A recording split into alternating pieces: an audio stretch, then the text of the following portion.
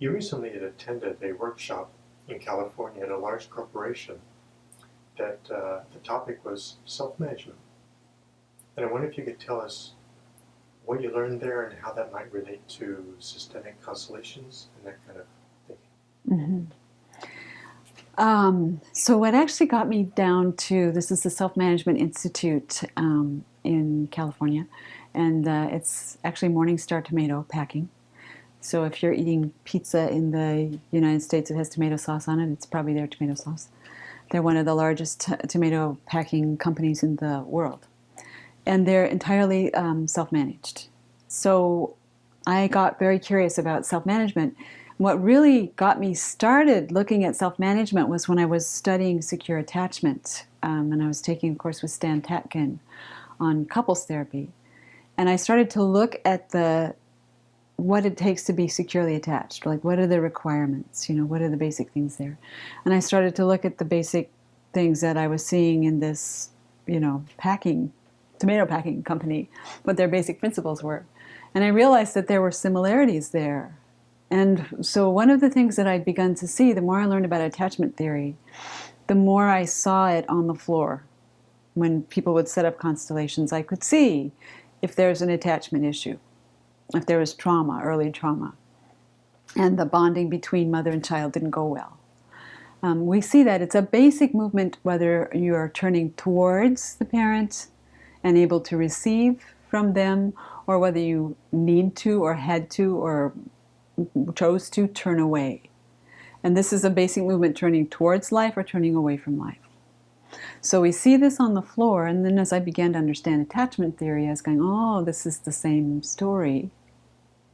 And then I started to learn about self-management and go, oh, wait, this is also the same story.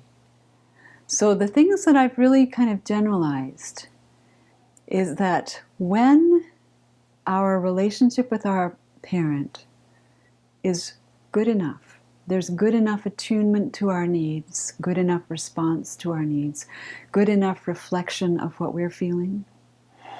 And when there's safety, no threat, force and violence are not used to harm us, that we develop a fairly secure sense of ourselves in the world.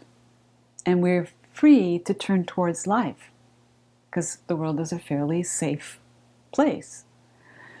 When there's a threat, whether it's an intrusive, demanding, dismissive, or critical parent, or an angry parent, or a parent that is preoccupied and withdraws, and there's neglect, then we don't develop this basic sense of safety.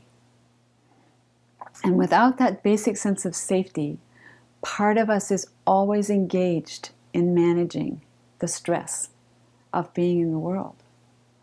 So what I saw in Morningstar, and Liberty Packing Plant, was that people were safe. Nobody was threatening them. Nobody could fire them. It was a very honest exchange between the colleagues that worked there.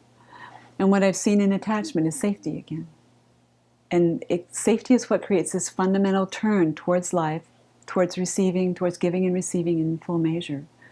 And a lack of safety causes this baseline stress, which has implications for health and well-being. So that was one of the really important things that I've learned in just studying this breadth of different fields, but the same message. And one of my goals and my deep, heartfelt missions in the world is to help people learn to create safer relationships. So whether you're a parent, whether you're a child dealing with an older parent, whether you're a teacher, whether you're a sibling, or whatever your relationship or roles are, whether you're a boss, it's like, how do you become a person who is first internally safe enough to be able to offer safety to those that you're with? Because the benefits of that are tremendous. When you feel safe, you're relaxed, you can blossom to your full potential, you can thrive in a workplace or a home, a family. So that's part of what I'm taking from these different places.